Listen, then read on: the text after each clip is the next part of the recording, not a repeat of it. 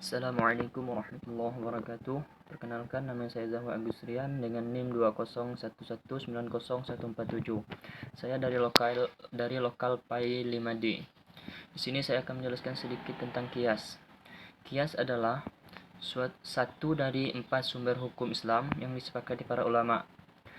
Dalam hal ini, kias menempati posisi keempat setelah Al-Quran, hadits, dan ijma'. Kias berarti menyamakan sesuatu yang tidak memiliki nas atau hukum dengan sesuatu yang ada nas hukum berdasarkan kesamaan ilat atau kemaslahatan yang diperhatikan syarak. Kias juga dapat diartikan sebagai kegiatan melakukan padanan suatu hukum terhadap hukum lain.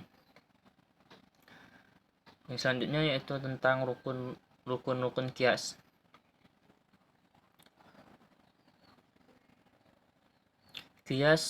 Rukun kias terdiri dari 4. Yang pertama, al-asl.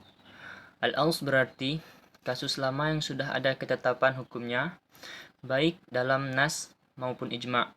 Al-asl sering disebut sebagai musyabbah bih, atau yang diserupai dengan maqis alai, atau tempat mengkiaskan.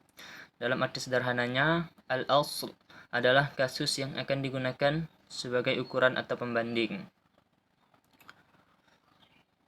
Ada beberapa syarat yang harus dipenuhi al-asl untuk dapat dijadikan kias. Al-asl harus memiliki hukum yang bersifat tetap. Ketetapan hukum tersebut harus berdasarkan pada jalur sam'i syar'i, bukan aqli. Jalur ini juga digunakan untuk mengetahui ilat dan pada asl. Selain itu, ketetapan hukum pada asl harus bukan berdasarkan kias, melainkan karena nas atau ijma'. Asl juga tidak diperbolehkan keluar dari aturan-aturan kias. Rukun yang kedua yaitu far'u. Far'u adalah kasus yang akan dicari hukumnya atau disamakan dengan kasus yang sudah ada hukumnya. Beberapa syarat yang harus ada pada far'u. Yang pertama itu dapat ditetapkan dalam kias. Antara lain far'u belum memiliki tujuan, belum memiliki hukum yang ditetapkan berdasarkan nas atau ijma'. Harus ditemukan ilat asl pada far'u dengan kadar sempurna dan tidak boleh kurang dari kadar ilat yang terdapat pada asl. Yang ketiga, hukum asl.